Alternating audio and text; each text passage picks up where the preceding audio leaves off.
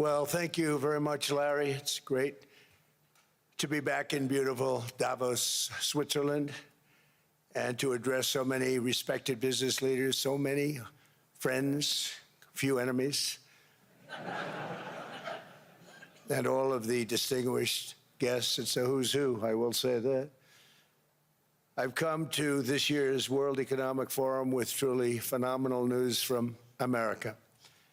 Yesterday marked the one-year anniversary of my inauguration, and today, after 12 months back in the White House, our economy is booming, growth is exploding, productivity is surging, investment is soaring, incomes are rising, inflation has been defeated, our previously open and dangerous border is closed and virtually impenetrable, and the United States is in the midst of the fastest and most dramatic economic turnaround in our country's history. Under the Biden administration, America was plagued by the nightmare of stagflation, meaning low growth and high inflation, a recipe for misery, failure, and decline. But now, after just 1 year of my policies, we are witnessing the exact opposite: virtually no inflation and extraordinarily high economic growth. Growth like, I believe, you'll see very shortly, our country has never seen before, perhaps no country has ever seen before. Over the past 3 months, core inflation has been just 1.6%. Meanwhile, fourth quarter growth is projected to be 5.4%, far greater than anybody other than myself and a few others had predicted. Since the election, the stock market has set 52 all-time high records. So that's in 1 year, 52 records, adding $9 trillion in value to retirement accounts, 401ks, and people's savings. People are doing very well. They're very happy with me. Since my inauguration, we've lifted more than 1.2 million people off of food stamps, and after 4 years in which Biden secured less than $1 trillion of new investment in our country. Think of that, 1 trillion, substantially less than that. In 4 years, we've secured commitments for a record-breaking $18 trillion, and we think when the final numbers come out, they'll be closer to $20 trillion of investment. That's never been done by any country at any time, not even close. Just over 1 year ago, under the radical left Democrats, we were a dead country. Now we are the hottest country anywhere in the world. In fact, the United States economy is on pace to grow at double the rate that was projected by the IMF just last April. And with my growth and tariff policies, it should be much higher. I really believe we can be much higher than that. And this is all great news, and it's great for all nations. The USA is the economic engine on the planet, and when America booms, the entire world booms. It's been the history. When it goes bad, it goes bad. You all follow us down, and you follow us up, and we're at a point that I don't believe we've ever been. I never thought we could do it this quickly. My biggest surprise is I thought it would take more than a year, maybe like a year and 1 month. But it's happened very quickly. This afternoon, I want to discuss how we have achieved this economic miracle, how we intend to raise living standards for our citizens to levels never seen before, and perhaps how you too and the places where you come from can do much better by following what we're doing, because certain places in Europe are not even recognizable, frankly, anymore. They're not recognizable. And we can argue about it, but there's no argument. Friends come back from different places. I don't want to insult anybody and say, I don't recognize it. And that's not in a positive way. That's in a very negative way. And I love Europe, and I want to see Europe go good, but it's not heading in the right direction. In recent decades, it became conventional wisdom in Washington and European capitals that the only way to grow a modern Western economy was through ever-increasing government spending, unchecked mass migration, and endless foreign imports. The consensus was that so-called dirty jobs and heavy industry should be sent elsewhere, that affordable energy should be replaced by the Green New Scam, and that countries could be propped up by importing new and entirely different populations from faraway lands. This was the path that Sleepy Joe Biden administration and many other Western governments very foolishly followed, turning their backs on everything that makes nations rich and powerful and strong. And there's so much potential in so many nations.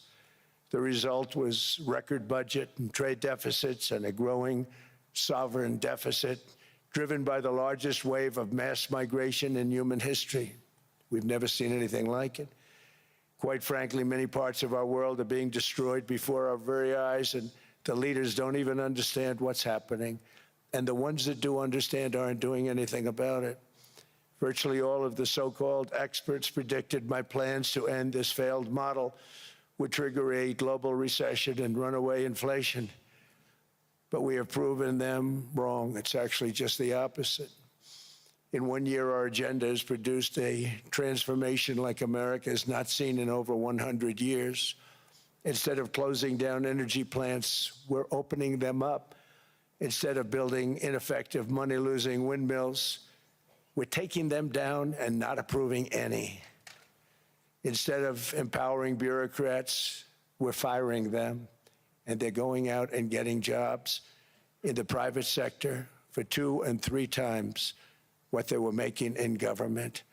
So they started off hating me when we fired them, and now they love me. Instead of raising taxes on domestic producers, we're lowering them and raising tariffs on foreign nations to pay for the damage that they've caused. In 12 months, we have removed over 270,000 bureaucrats from the federal payrolls, the largest single-year reduction in government employment since the end of World War II. Nobody thought that was coming, but we had no choice. To make a country great, you can't have all federal jobs. We've cut federal spending by $100 billion and slashed the federal budget deficit by 27% in the single year. It's going to go down quite a bit more from that, driving inflation way down from the record highs of the Biden administration. Every month, they went up and up and up. I promised to cut 10 old regulations for every single new regulation, but instead I've cut, actually till this point, 129 regulations for every 1 new regulation approved. So every time they come in with a new regulation, we do at least 10, but so far it's averaging out to 129, if you can believe it. In July, we passed the largest tax cuts in American history, including no tax on tips, no tax on overtime, no tax on Social Security for our great seniors. We also provided 100% expensing, that's the one they like, and bonus depreciation for all new equipment and capital investments to help companies expand and shift production to America. They are so in love with that. They build a plant, they're able to deduct it immediately, the whole thing, rather than waiting 38 to 41 years in the old days. This is a miracle taking place. Nobody thought it would ever be done by any country, but it's done by us. It was what made my first term the most successful 4-year term that we've ever had from a financial standpoint. And now we've upped it. This is a 10-year program, not a 1-year program. But you're allowed to deduct everything in 1 year. It used to be 38 to 41 years. With tariffs, we've radically reduced our ballooning trade deficit, which was the largest in world history. We were losing more than $1 trillion every single year, and it was just wasted. It was going to waste. But in 1 year, I slashed our monthly trade deficit by a staggering 77%, and all of this with no inflation, something everyone said could not be done. There were a couple of brilliant people that actually thought I was doing the right thing. I thought I was doing the right thing. Now they all think I'm doing the right thing because they can't believe the numbers. American exports are now up by more than $150 billion. Domestic steel production is up by 300,000 tons a month, and it's doubling over the next 4 months. It's doubling and tripling, and we have steel plants being built all over the country. Nobody thought they'd see that. Factory construction is up by 41%, and that number is really going to skyrocket right now because that's during a process that they're putting in to get their approvals, and we've given very, very quick, fast approvals. In the process, we've made historic trade deals with partners covering 40% of all U.S. trade. Some of the greatest companies and countries in the world. We have countries as our partner, too. The European nations, Japan, South Korea. They're our partners. They've gone into massive deals with us, especially on oil and gas. And these agreements raise growth and cause stock markets to boom, not only in the U.S., but virtually every country that came to make a deal, because, as you've learned, when the United States goes up, you follow. It's really become a staple. In America, I've stopped the nation-wrecking energy policies that drive up prices while sending jobs and factories to the world's worst polluters. They are indeed polluters. Under Sleepy Joe Biden, new domestic oil and gas leases fell by 95%. Think of that. Then they wonder, why was gasoline going up so fast? The gasoline actually topped $5 a gallon, and some places $7 a gallon, and more than 100 major power plants were violently shut down by incompetent people that had no idea what the hell they were doing. Under my leadership, U.S. natural gas production is at an all-time high by far. U.S. oil production is up by 730,000 barrels a day, and last week we picked up 50 million barrels from Venezuela alone.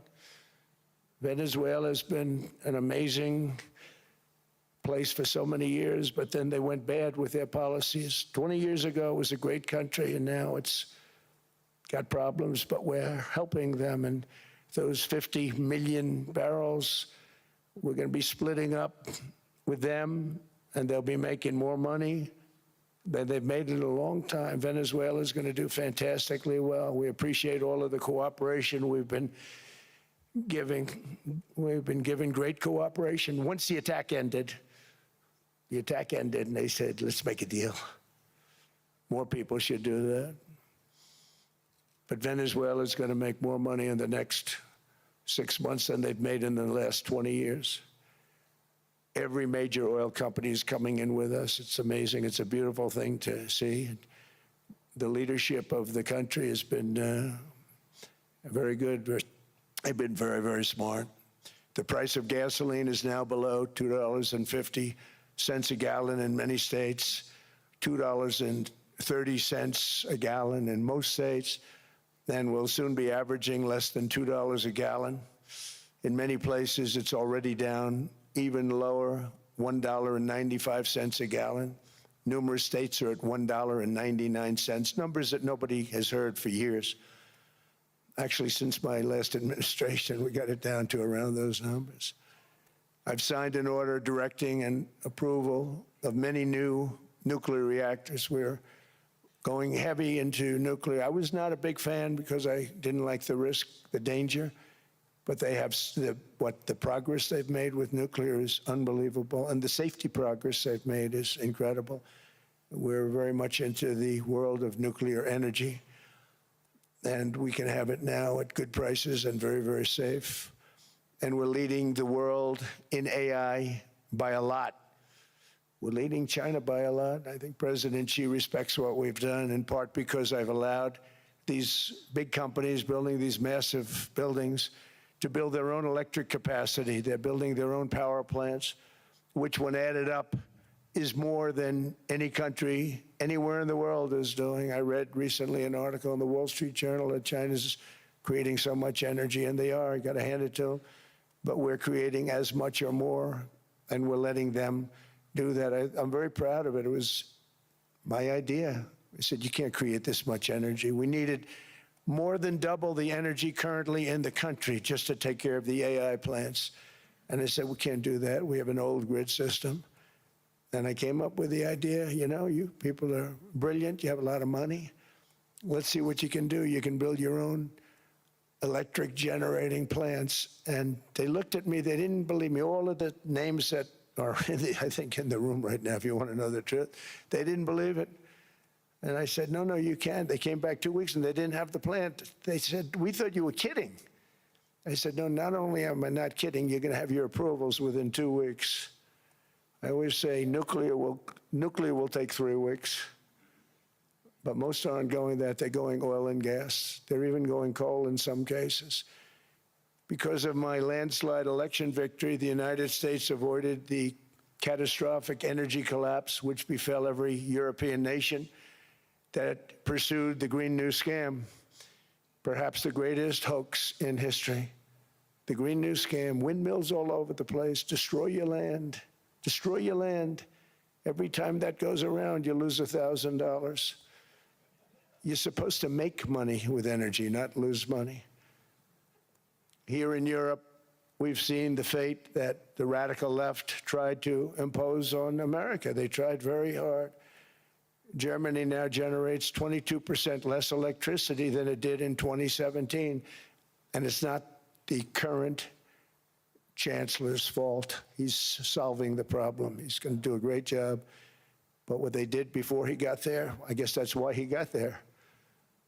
And electricity prices are 64% higher. The United Kingdom produces just 1/3 of the total energy from all sources that it did in 1999. Think of that, 1/3. And they're sitting on top of the North Sea, one of the greatest reserves anywhere in the world, but they don't use it. And that's one reason why their energy has reached catastrophically low levels with equally high prices. High prices, very low levels. Think of that, 1/3. And you're sitting on top of the North Sea. And they like to say, well, you know, that's depleted. It's not depleted. It's got 500 years. They haven't even found the oil. The North Sea is incredible. They don't let anybody drill. Environmentally, they don't let them drill. They make it impossible for the oil companies to go. They take 92% of the revenues. So the oil companies say, we can't do it. They came to see me. Is there anything you can do? I want Europe to do great. I want UK to do great. They're sitting on one of the greatest energy sources in the world, and they don't use it. In fact, their electricity prices have soared 139%.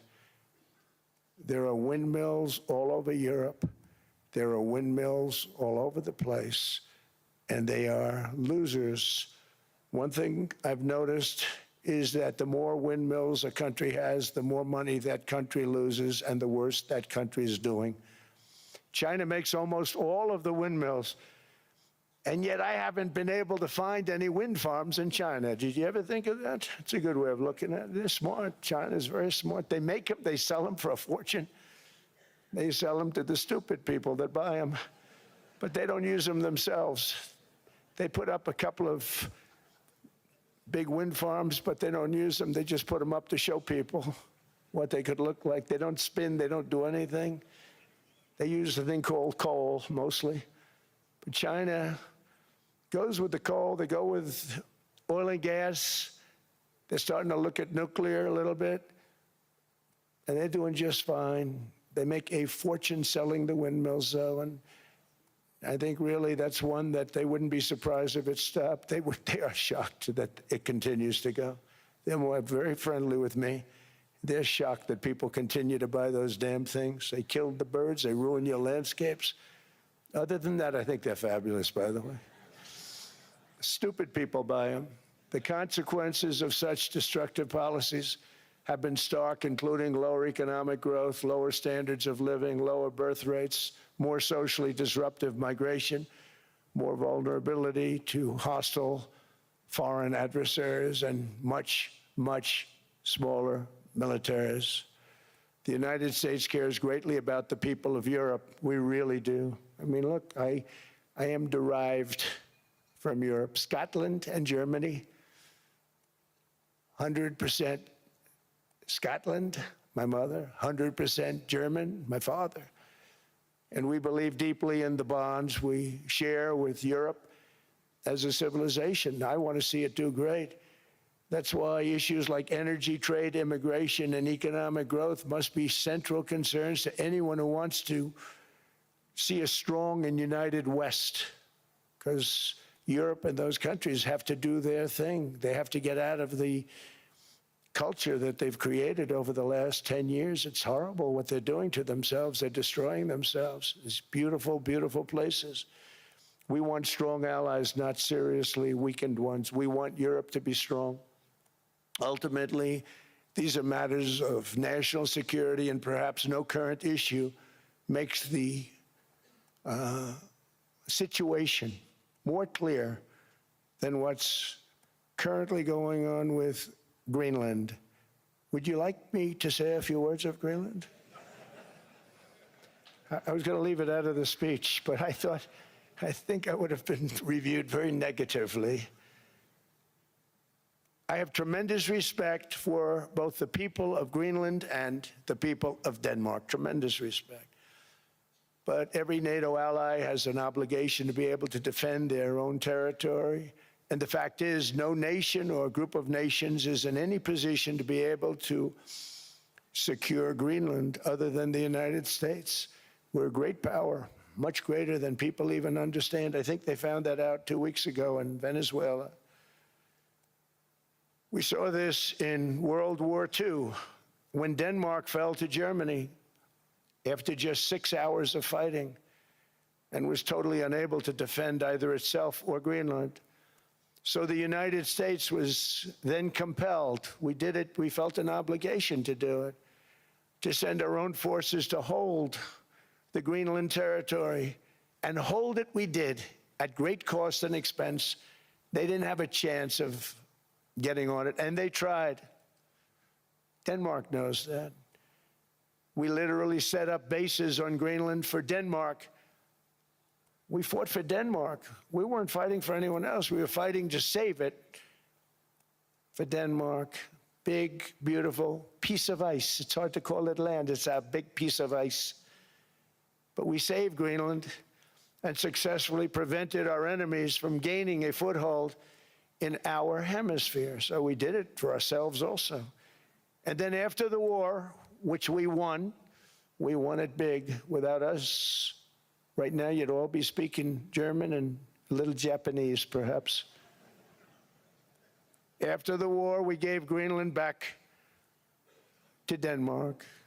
How stupid were we to do that? But we did it. But we gave it back. But how ungrateful are they now?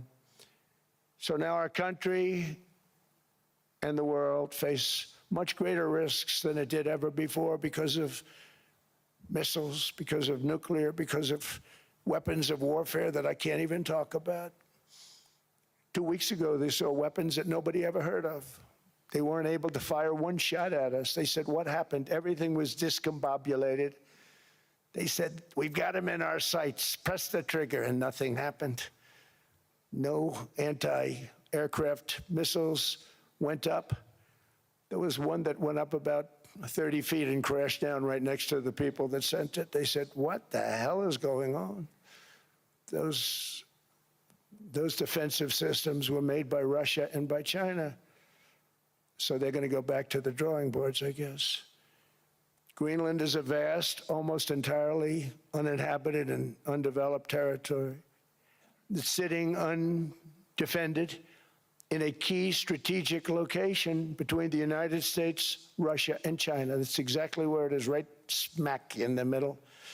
Wasn't important nearly when we gave it back. You know, when we gave it back, it wasn't the same as it is now. It's not important for any other reason, you know, everyone talks about the minerals. There's so many places, there's no rare earth, no such thing as rare earth. There's rare processing, but there's so much rare earth. And to get to this rare earth, you got to go through hundreds of feet of ice. That's not the reason we need it. We need it for strategic national security and international security. This enormous unsecured island is actually part of North America, on the northern frontier of the Western Hemisphere. That's our territory. It is therefore a core national security interest of the United States of America. And in fact, it's been our policy for hundreds of years to prevent outside threats from entering our hemisphere, and we've done it very successfully. We've never been stronger than we are now. That's why American presidents have sought to purchase Greenland for nearly 2 centuries. You know, for 2 centuries they've been trying to do it. They should have kept it after World War II, but they had a different president. That's all right. People think differently. Much more necessary now than it was at that time, however. In 2019, Denmark said that they would spend over $200 million to strengthen Greenland's defenses. But as you know, they spent less than 1% of that amount. 1%. There's no sign of Denmark there. And I say that with great respect for Denmark, whose people I love, whose leaders are very good. It's the United States alone that can protect this giant mass of land, this giant piece of ice, develop it and improve it and make it so that it's good for Europe and safe for Europe and good for us. And that's the reason I'm seeking immediate negotiations to once again discuss the acquisition of Greenland by the United States, just as we have acquired many other territories throughout our history, as many of the European nations have. They've acquired, there's nothing wrong with it. Many of them, some went in reverse, actually, if you look. Some had great, vast wealth, great, vast lands all over the world. They went in reverse. They're stuck back where they started. That happens too. But some grow. But this would not be a threat to NATO. This would greatly enhance the security of the entire alliance, the NATO alliance. The United States is treated very unfairly by NATO. I want to tell you that. And when you think about it, nobody can dispute it. We give so much and we get so little in return. And I've been a critic of NATO for many years. And yet I've done more to help NATO than any other president by far, than any other person. You wouldn't have NATO if I didn't get involved in my first term. The war with Ukraine is an example. We are thousands of miles away, separated by a giant ocean. It's a war that should have never started, and it wouldn't have started if the 2020 US presidential election weren't rigged. It was a rigged election. Everybody now knows that. They found out. People will soon be prosecuted for what they did. It's probably breaking news, but it should be. It was a rigged election. You can't have rigged elections. You need strong borders, strong elections, and ideally a good press. I always say it. Strong borders, strong elections, free, fair elections, and a fair media. The media is terrible. It's very crooked. It's very biased, terrible. But someday it'll straighten out because it's losing all credibility. Think of it, when I went in a landslide, a giant landslide, won all 7 swing states, won the popular vote, won everything, and I only get negative press. That means that it has no credibility. And if they're going to get credibility, they're going to have to be fair. So you need a fair press. But you also need those other elements. And I inherited a terrible, terrible situation. If you look, the border was open. The inflation was raging. Everything was bad with the United States when I came into office. But I also inherited a mess with Ukraine and Russia, something that would have never happened. And I know Putin very well. He and I would discuss Ukraine. It was the apple of his eye, but he wasn't going to do anything. I said, Vladimir, you're not doing it. He would never have done it. It was terrible what happened. I could see it happening, too. After I left, I could see it happening. Biden had given Ukraine and NATO $350 billion, a staggering sum, $350 billion. I came in, and just like the southern border, just like inflation, just like our economy, I said, wow, this place is in trouble, meaning our country. All of these things were out of control. But the border was out of control. We fixed it with the strongest border anywhere in the world. And I've now been working on this war for 1 year, during which time I settled 8 other wars. India, Pakistan, I settled other wars that were Vladimir Putin called me, Armenia, Azerbaijan, He said, I can't believe you settled that one. They were going on for 35 years. I settled it in one day. And President Putin called me. He said, you know, I can't believe I worked on that war for 10 years trying to settle it. I couldn't do it. I said, do me a favor, focus on settling your war. Don't worry about that one. What does the United States get out of all of this work, all of this money, other than death, destruction, and massive amounts of cash going to people who don't appreciate what we do? They don't appreciate what we do. I'm talking about NATO, I'm talking about Europe. They have to work on Ukraine. We don't. The United States is very far away. We have a big, beautiful ocean separating us. We have nothing to do with it. Until I came along, NATO was only supposed to pay 2% of GDP, but they weren't paying. Most of the countries weren't paying anything. The United States was paying for virtually 100% of NATO. And I got that stopped. I said, that's not fair. But then, more importantly, I got NATO to pay 5%, and now they were paying, and now they are paying. So something nobody said was possible. They said, we will never go up higher than 2%. But they went to 5%, and now they're paying the 5. They didn't pay the 2, and now they're paying the 5. And they're stronger for it, and they have an excellent, by the way, Secretary General, who's possibly in the room. Mark, are you here? Yes, he's here. Hello, Mark. We never asked for anything, and we never got anything. We probably won't get anything unless I decide to use excessive strength and force, where we would be, frankly, unstoppable. But I won't do that. Okay? Now everyone's saying, oh, good. That's probably the biggest statement I made, because people thought I would use force. I don't have to use force. I don't want to use force. I won't use force. All the United States is asking for is a place called Greenland, where we already had it as a trustee, but respectfully returned it back to Denmark not long ago after we defeated the Germans, the Japanese, the Italians, and others in World War II. We gave it back to them. We were a powerful force then, but we are a much more powerful force now. After I rebuilt the military in my first term and continue to do so today, we have a budget of $1.5 trillion. We're bringing back battleships.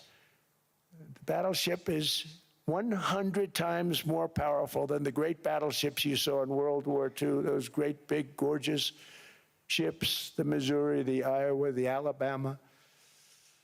Because I thought maybe we could take them out of mothballs. They said, no, sir, these ships are 100, think of that, 100 times more powerful than those big, magnificent pieces of art that you saw so many times ago, that you still see on television. You say, wow, what a force. 100 times, each ship 100 times more powerful than the big battleships of the past.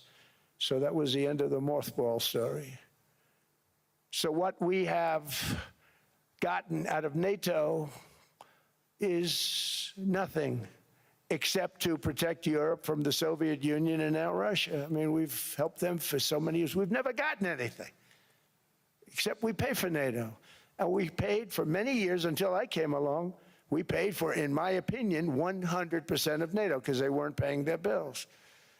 And all we're asking for is to get Greenland, including right title and ownership, because you need the ownership to defend it. You can't defend it on a lease. Number one, legally it's not defensible that way, totally. And number two, psychologically, who the hell wants to defend a license agreement or a lease, which is a large piece of ice in the middle of the ocean where if there is a war, much of the action will take place on that piece of ice. Think of it. Those missiles would be flying right over the center of that piece of ice. All we want from Denmark for national and international security and to keep our very energetic and dangerous potential enemies at bay is this land on which we're going to build the greatest golden dome ever built. We're building a golden dome that's going to, just by its very nature, going to be defending Canada. Canada gets a lot of freebies from us, by the way. They should be grateful also, but they're not. I watched your Prime Minister yesterday. He wasn't so grateful. But they should be grateful to us. Canada lives because of the United States. Remember that, Mark, the next time you make your statements. What we did for Israel was amazing, but that's nothing compared to what we have planned for the United States, Canada, and the rest of the world. We are going to build a dome like no other. We did it for Israel. And by the way, I told Bibi, stop taking credit for the dome. That's our technology. That's our stuff. But they had a lot of courage, and they were good fighters, and they did a good job, and we wiped out the Iran nuclear threat like nobody can believe. Nobody's ever seen anything like it. That, Venezuela, taking down Soleimani, wiping out al-Baghdadi when he tried to reinstitute ISIS. We did a lot. I did a lot of big things, all perfectly executed. Everyone was perfectly executed. Somebody told me that, a military expert told me, sir, everything you've done has been perfectly executed. I said, I know. So other presidents have spent, whether foolishly or not, trillions and trillions of dollars on NATO and gotten absolutely nothing in return. We've never asked for anything. It's always a one-way street. Now they want us to help them with Ukraine. And we say, we're going to. I'm really helping, not even them. I want to see, last week, if you saw, it was 10,000 soldiers, but last month it was 31,000 soldiers died. 31,000. That's this room times, the number of people in this room times 30. Think of it. 30,000 soldiers died in 1 month. The month before it was 27,000. The month before that it was 28,000. The month before that it was 25,000. It's a bloodbath over there. And that's what I want to stop. It doesn't help the United States, but these are souls. These are young people. Look like you, look like some of you right in the front row. They go to war. Their parents are so proud. Oh, there he goes, comes back. 2 weeks later, they get a call, your son's head's been blown off. I want to stop it. It's a horrible war. It's the worst since World War II. They keep going, they'll exceed World War II. The numbers are staggering, how many people they've lost. They don't want to talk about it. Ukraine and Russia lost just tremendous amounts. And I'm dealing with President Putin, and he wants to make a deal, I believe. I'm dealing with President Zelensky, and I think he wants to make a deal. I'm meeting him today. He might be in the audience right now. But they got to get that war stopped because too many people are dying, needlessly dying. Too many souls are being lost. It's the only reason I'm interested in doing it. But in doing it, I'm helping Europe, I'm helping NATO, and I've until the last few days when I told them about Iceland, they loved me. They called me daddy, right, last time. A very smart man said, he's our daddy. He's running it. I was like running it. I went from running it to being a terrible human being. But now what I'm asking for is a piece of ice, cold and poorly located, that can play a vital role in world peace and world protection.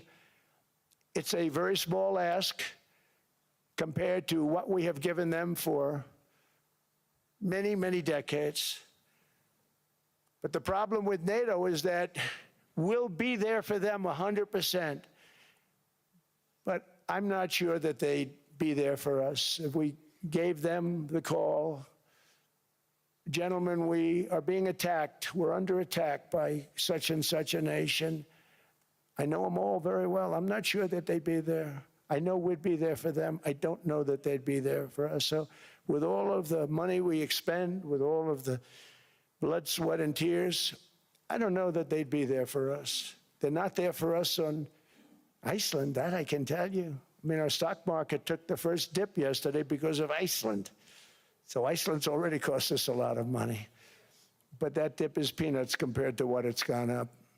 And we have an unbelievable future in that stock. That stock market is going to be doubled. We're going to hit 50,000, and that stock market's going to double in a relatively short period of time because of everything that's happening. But this is a good example. After giving NATO and European nations trillions and trillions of dollars in defense, they buy our weapons. We make the greatest weapons in the world, but now we're going to make them faster, much faster. You saw that. I put a cap on the salaries, then I put no buybacks, no stock buybacks, no various other things that they were doing. I mean, they were making $50 million, but it would take them 3 years to give you a Patriot missile. I said, that's not good. My chauffeur can do a better job than that, and he makes slightly less than 50. They make big salaries. If they're going to make those big salaries, they're going to have to produce a lot faster. The good news is we have the greatest equipment in the world. Now we're going to start making it a lot faster. They're going to build additional plants. And all of the money that goes into stock buybacks is going to go into building plants. We're not allowing stock buybacks by defense companies any longer. They're going to build new plants to make Tomahawks, Patriots. We have the best equipment, F-35s. F-47, the new one just coming out. They say it's the most devastating plane, fighter jet ever. Who knows? They called it 47. If I don't like it, I'm going to take the 47 off it. I wonder why they called it 47. We'll have to think about that. But if I don't like it, I'm going to take that 47 off. But it's supposed to be the stage 6. It's supposed to be the first stage 6 plane, undetectable, like our B-2 bombers were undetectable. They flew right over Iran. They were undetectable. And they did their job, and they got the hell out of there.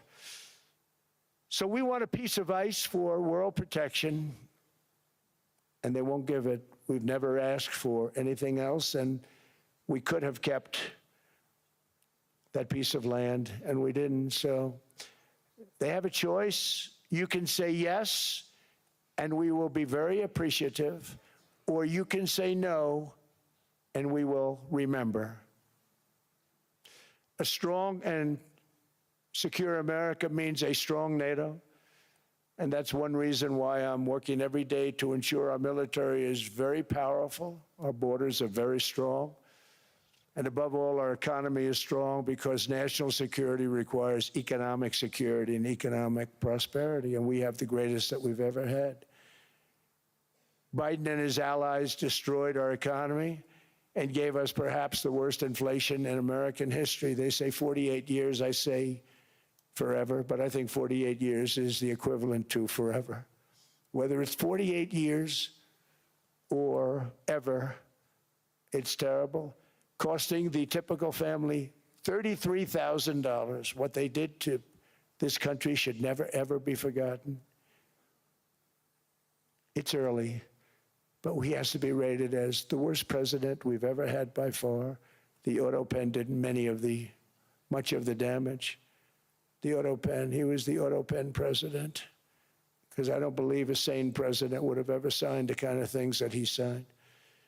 But now grocery prices, energy prices, airfares, mortgage rates, rent, and car payments are all coming down, and they're coming down fast. We inherited a mess, but we've done a hell of a job in 12 months. Under my most favored nation policy for drug prices, the cost of prescription drugs is coming down by up to 90%, depending on the way you calculate. You could also say 5, 6, 7, 800%. There are two ways of figuring that. But we have a favored nations policy that every president wanted, no president was able to get. I got it, and other nations approved it. And I had to use tariffs in order to get it because they said, no way. In other words, a pill that costs 10% in London costs $130. Think it costs $10 in London, costs $130 in New York or in Los Angeles. And I'd say, boy, that's bad. Friends of mine would say, you know, we go to London, you can buy the stuff for nothing. We go all over the world, we can buy it for nothing. Because basically America was subsidizing every nation in the world because presidents allowed them to get away with it. It became very tough. So when I called up Emmanuel Macron, I watched him yesterday with those beautiful sunglasses. What the hell happened? But I watched him sort of be tough. But he was at $10 for a pill. And I said, Emmanuel, and I have all the big pharmaceutical companies are in total agreement. It wasn't easy, by the way. They're tough, smart. They've been getting away with the scam for a long time. But they gave it up. But they said, you'll never get the countries to approve it. I said, why is that? Because they won't. They always said, we're not paying any more. Get the rest for the United States. So over the years, they stayed the same. We just went up, up, up. And I mean, we would pay 13, 14, 15 times more than certain countries would. So I said, no, they'll approve it 100%. Sir, you'll never get them to approve it. I said, I guarantee you. But I actually started with Emmanuel, who probably is in the room too. And I like him. I actually like him. Hard to believe, isn't it? And I said, Emmanuel, you're going to have to lift the price of that pill to $20, maybe $30. Think of that. That means it's a doubling of prescription drugs. Might be a tripling, might be a quadrupling. It's not easy. No, no, no, Donald, I will not do that. I said, yes, you will, 100%. He said, no, no, no. You're asking me to double. I said, Emmanuel, you've been taking advantage of the United States for 30 years with prescription drugs. You really should do it, and you will do it. I have no doubt. In fact, I am 100% sure you're going to. No, no, no, I will not do it. Because he has to, in all fairness to him, he has to double or triple. Because the world being a bigger place than the United States, it's not that you meet in the middle. You just have to go up some, and we come down a lot. They go up a little, we come down a lot. So we're at $130, they're at 10. So they may have to go to 20 or 30. No more than that. I said, Emmanuel, you're going to be doubling or tripling? No, no, no. I said, here's the story, Emmanuel. The answer is you're going to do it. You're going to do it fast. And if you don't, I'm putting a 25% tariff on everything that you sell into the United States and a 100% tariff on your wines and champagnes. And that's about 10 times more than what I'm requesting. And you're going to do it. I don't want to go public with it, but you may make me do that. No, no, Donald, I will do it. I will do it. It took me, on average, 3 minutes a country, saying the same thing. You will do it. They all said, no, no, no, I will not do it. You're asking me to double the cost of prescription. I said, that's right, because you've been screwing us for 30 years. And they said, we will not do it. I said, that's all right. On Monday morning, we're putting a 25, 30, 50. I gave different numbers for different countries. This is also national security we're talking about. Not fair. We're not going to subsidize the whole world. And every one of those countries have agreed to do it. So one of the biggest things that I've done is the fact that we have now most favored nation. We will pay whatever the lowest price is in the entire world. So our drug prices are going to be coming down by staggering 90%. Again, you could say 1,000%, 2,000%. Depends on the way you want to figure it, but we'll go with the way the fake news likes it better because it sounds, can you imagine a 90% reduction sounds much worse. But drug prices are going to be coming down tremendously in all the nations, and I appreciate them doing it, but they did it, in all fairness, without tariffs, I wouldn't have been able to get it done. After declining $3,000 under Biden, real incomes are up in the United States by $2,000, $3,000, and even $5,000 and more. Home ownership has always been a symbol of health and vigor of American society, but that goal fell out of reach for millions and millions of people in the Biden era because interest rates went up so high. Today, I'm taking action to bring back this bedrock of the American dream. In recent years, Wall Street giants and institutional investment firms, many of you are here, many of you are good friends of mine, many of you are supporters. Sorry to do this, Joe, I'm so sorry. But you've driven up housing prices by purchasing hundreds of thousands of single-family homes, and it's been a great investment for them. Often as much as 10% of houses on the market. You know, the crazy thing is a person can't get depreciation on a house, but when a corporation buys it, they get depreciation. Okay, that's something we're going to have to think about, too. I don't know if too many people think about that. You buy a corporation, they buy 500 houses. They buy hundreds of thousands. They buy 500 houses. They can take depreciation. A person sweats and works and buys one house they can. But homes are built for people, not for corporations, and America will not become a nation of renters. We're not going to do that. That's why I have signed an executive order banning large institutional investors from buying single-family homes. It's just not fair to the public. They're not able to buy a house. And I'm calling on Congress to pass that ban into permanent law, and I think they will. One of the biggest barriers to saving for a down payment has been surging credit card debt. The profit margin for credit card companies now exceeds 50%, one of the biggest. And they charge Americans interest rates of 28%, 30%, 31%, 32%. Whatever happened to usury? So to help our citizens recover from the Biden disaster, all caused by this horrible precedent, I'm asking Congress to cap credit card interest rates at 10% for 1 year. And this will help millions of Americans save for a home. They have no idea they're paying 28%. They go out there a little late in their payment and they end up losing their house. It's terrible.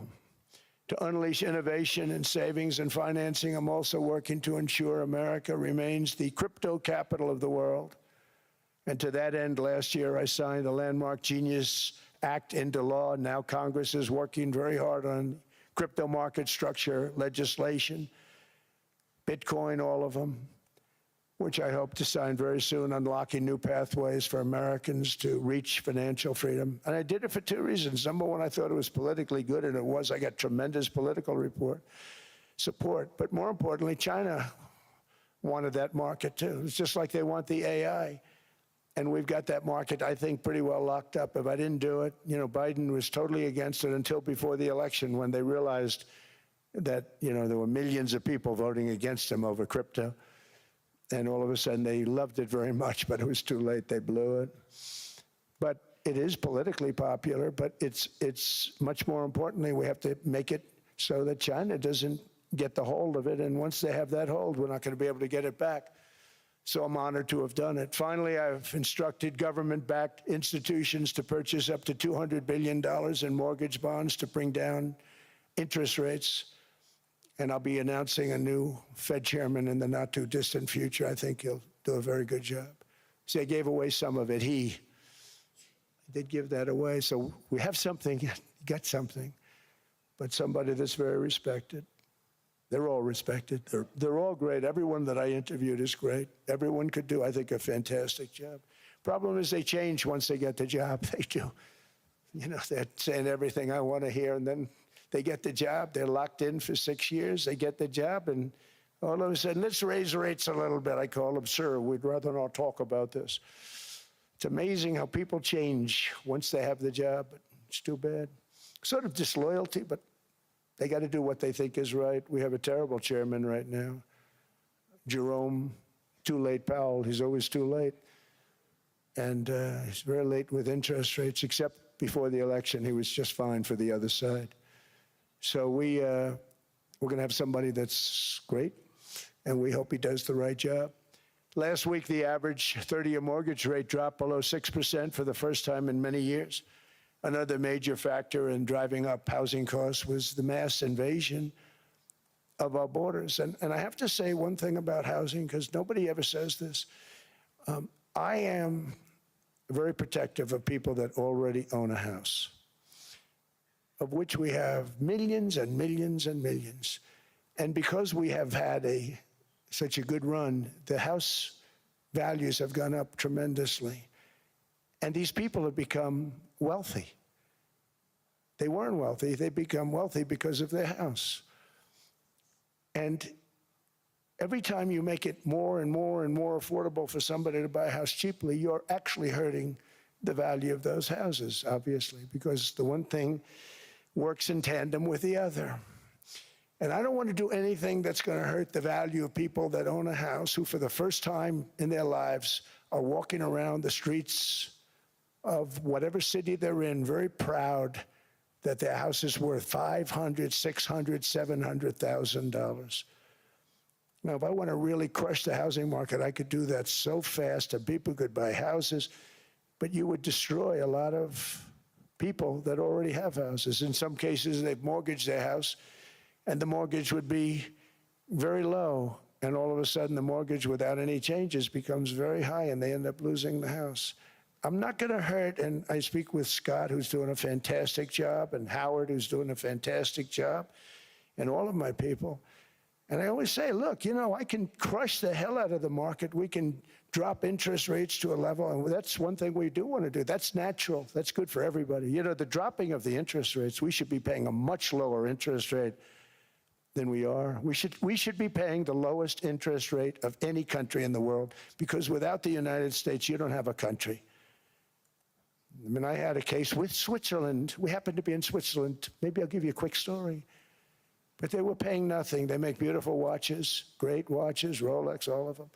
They were paying nothing to the United States when they sent their product in. And we had a $41 billion deficit. $41 billion with this beautiful place. Flew over it, isn't it nice?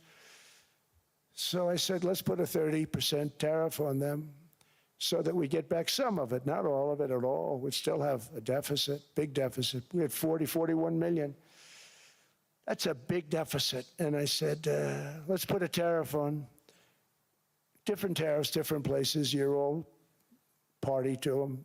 In some cases, victims to them. But in the end, it's a fair thing. And most of you realize that. But we put a 30% tariff on Switzerland, and all hell broke loose. They were calling, I mean, like you wouldn't believe. And I know so many people from Switzerland, incredible place, incredible, brilliant place. But I didn't realize that they're only good because of us. And there's so many other examples. I mean, us, probably other places, but a majority of the money they make is because of us, because we never charged them anything. So they come in, they sell their watches, no tariffs, no nothing. They walk away, they make $41 billion on just us. So I said, no, we can't do that. So I'm going to bring it up. I still would have a deficit pretty substantial, but I brought it up to 30%. And I guess Prime Minister, I don't think President, I think Prime Minister called a woman, and she was very repetitive.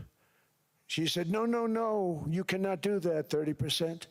You cannot do that. We are a small, small country. I said, yeah, but you have a big, big deficit. You may be small, but you have a bigger deficit than big countries. He said, no, no, no, please, you cannot do it. Kept saying the same thing over and over. We are a small country.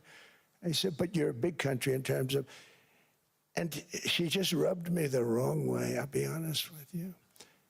And I said, all right, thank you, ma'am, appreciate it. Do not do this. Thank you very much, ma'am. And I made it 39%. And then all hell really broke out. And I was paid visits by everybody. Rolex came to see me. They all came to see me. But I realized, and I reduced it, because I don't want to hurt people. I don't want to hurt them. And we brought it down to a, lower level. Doesn't mean it's not going up, but we brought it down to a lower level. But they pay now, tariff. But I realized that we have many places like that where they're making a fortune because of the United States. Without the United States, they wouldn't be making anything. Think of it. Switzerland made $41 billion on us. And as she said, it's a small place. And I realized with that, I don't know, it was so, because she was so aggressive.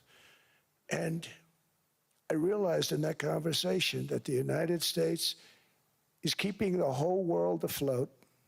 Many places, I could give you 6, 7 places just in the people in this little area. I know every one of them. They're looking down. They don't want to see me, and they don't want to stare me in the eyes. But they're taking advantage of, everybody took advantage of the United States. But I've been very fair, and I gave them a tariff, and it was fine. But I realized that without us, it's not Switzerland anymore. Without us, it's not any of the countries that are represented here. And we want to work with the countries. We want to work with them. We're not looking to destroy them. I could have said 39, 40%. I could have said I want a 70% tariff, then we make money with Switzerland. But Switzerland would have been probably destroyed, financially destroyed. I don't want to do that. But we should be paying the lowest interest rate of everybody. I hope Scott's listening to this, because we should be paying the lowest interest rate of everybody. Without us, most of the countries don't even work. And then you have the protection factor. Without our military, which is the greatest in the world by far, without our military, you have threats that you wouldn't believe. You wouldn't believe. You don't have threats because of us, and that's because of NATO. One other thing, and I have to say it so importantly, in the old days, and I used to say I'm the youngest in the room. Now I'm among the older. I hate to say it. I don't feel old, but I'm among the older. But I remember not long ago, 20, 25 years ago, when good news came out about, let's say, the United States. The United States had a great quarter. The United States had a great month. All the stocks went up. And that's the way it's supposed to be. Now when they say the United States had a record quarter, it's unbelievable how well it's doing, all the stocks crash because they say, oh no, inflation, they're going to raise interest rates. And they do. Some of these stupid people like Powell, they raise interest rates. And what they do is they stop you from being successful. It used to be when we had a great quarter, a great month, great earnings, great anything, any good news, the stock market went up. That's the way it's going to be. We got to do that again, because that's the way it should be. Now when we have a great month, they want to kill it. Like we did over 5%. People were surprised. We should do 20%. We could do 25%. When we announce good numbers, and the reason is they're so petrified of inflation. And growth doesn't mean inflation. We've had tremendous growth with very low inflation. In fact, growth can fight inflation, proper growth. So we want to get back to the days when we announce great numbers, because we're going to be announcing phenomenal. You know, all these factories that are being built at record, thousands of businesses are being built right now. Remember, $18 trillion is invested. I think the second number is 3, and that was China many years ago. Investments in the country from outside. 18 trillion, nobody's ever seen. And that's money coming in and building things, factories. Thousands of businesses are being built, thousands. Hundreds of big factories, car plants are moving back to the United States. They're coming in from Canada, they're coming in from Mexico, from Japan. Japan's coming in and building plants here in order to avoid tariffs. They're coming in from China, they're coming in from all over the world. We have more plants being built now, car plants, than we've ever had built, even in the heyday from the 1940s and 50s. And they're bigger. They don't use renovations anymore where they take an old plant, they rip it down, they build a brand new plant, super modern plant. But it's happening at levels that nobody's ever seen. In 2024, the US built less than 2 million new homes, but Biden admitted more than 8 million new migrants. And those days are over. In 2025, for the first time in 50 years, the United States had reverse migration. Boy, that was nice. And these were criminals that were being taken out of our country because they allowed people to come into our country from jails, from gangs, drug dealers, murderers. 11,888 murderers. We've gotten most of them out. And then ICE gets beat up by stupid people from leadership in Minnesota. We actually are helping Minnesota so much, but they don't appreciate it. Most places do. You know, Washington, D.C. is the safest place now in the United States. It was a very dangerous place to walk, and now you can walk with your wife, your kids, right through the middle of the city. Right now, Washington, D.C. is as safe as it gets. It was one of the most unsafe, I had to admit. We sent in the military, the National Guard. Within 2 months, it was great. Within 3 months, it's like a really great place and a safe place and a beautiful place. It's even been cleaned up. The graffiti's gone. The fences are gone. We don't have to worry about fences anymore. All of the places, the grasses are cut. and replaced with new grass in many cases. It's all going to happen in the spring. But Washington and D.C. is beautiful again, and it's safe. New restaurants are opening up. They were all closing. Now you can't get into a restaurant. Restaurants in Washington, D.C. are all opening. Memphis also, Memphis, Tennessee, New Orleans, Louisiana. We're there for 3 weeks. We've cut the crime down by 64%. Within another month, we'll have virtually no crime there. We can do that all over. We're going to help the people in California. We want to have no crime. I know Gavin was here. I used to get along so great with Gavin when I was president. Gavin's a good guy. And we're going to, if he needed it, I would do it in a heartbeat. I'd love to see. We did help them a lot in Los Angeles, a lot with the early in my term when they had some problems. But we would love to do it. I will say this, if I were a Democrat governor or whatever, I would call up Trump. I'd say, come on in, make us look good. Because we're cutting crime down to nothing. And we're taking people out, career criminals, who are only going to do bad things, and we're bringing them back to their countries. But where we've done it, it's been amazing. And we have a capacity to do it at much greater levels.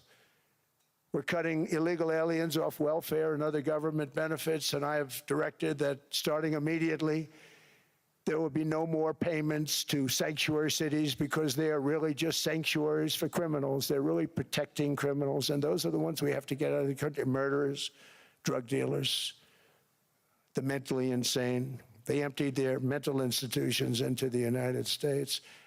And despite that, we have the lowest crime numbers that we've ever had in the history of the country. Just came out.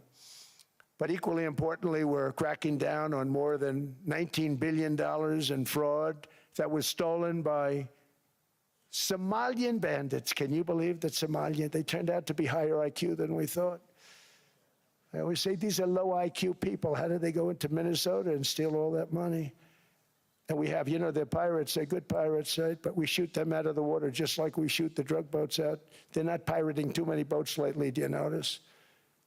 When they go out into those boats, they want to take over $1.5 billion tanker loaded up with oil, and they say, we're going to blow up your boat. They have powerful weapons. You hit the side of the boat, you blow the whole thing up.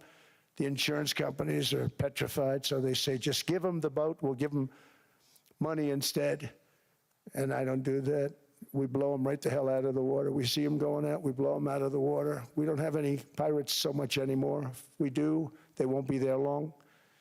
We've cut down with the hitting of the boats that are loaded up with drugs, including submarines. Can you believe they actually buy small, they call mini subs, very fast.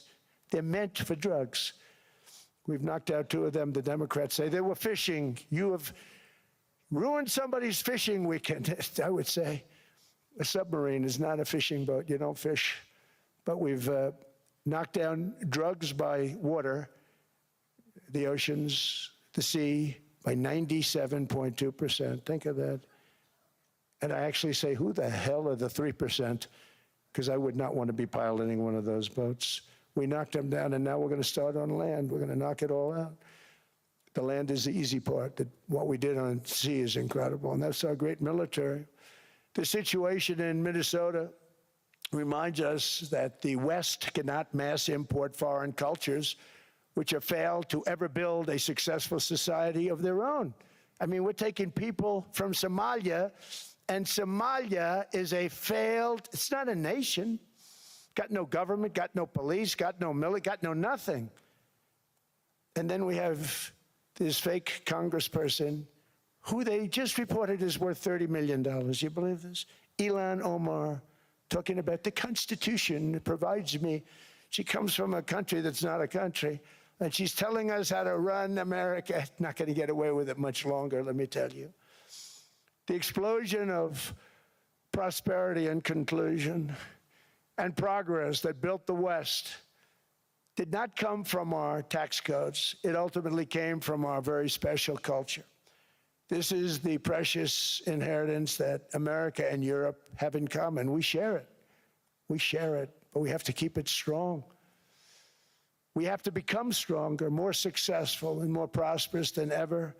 We have to defend that culture and rediscover the spirit that lifted the West from the depths of the Dark Ages to the pinnacle of human achievement. We live in an incredible, changing period. It's an unbelievable time, but we have to take advantage of the time that we're in. In our hands are technologies that our ancestors could scarcely have. I mean, they couldn't have even dreamt some of the things that we see today.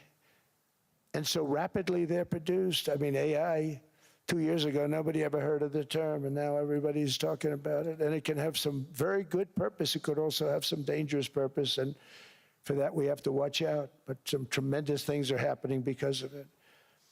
And we're leading by so much. We're doing so well. But opportunities that are bigger and grander than ever before in human history are right before us. It is the pioneers in this room. Many of you in this room are true pioneers. You're truly brilliant people. Just your ability to get a ticket is brilliant because you have about 50 people for every seat. I don't know what, that's Larry. Everything Larry touches turns to gold. He made this very successful. But you're in this room, and some of you are the greatest leaders anywhere in the world. You're the greatest brains anywhere in the world. And the future is unlimited, and to a large part because of you, and we have to protect you, and we have to cherish you. I always say we have to cherish our brilliant people because there aren't many of them. So together with confidence, boldness, and persistence, let us lift up our people, grow our economies, defend our shared destiny, and build a future for our citizens that is more ambitious, more exciting, more inspiring, and greater than the world has ever seen. We're in a position to do things that nobody else has ever even thought of before. And many of the people in this room are the ones that are doing it, and I want to congratulate you, and I'm with you all the way. You can do things that nobody else can even think about. So I congratulate you on your tremendous success. And the United States is back, bigger, stronger, better than ever before. And I'll see you around. Thank you all very much. Thank you very much.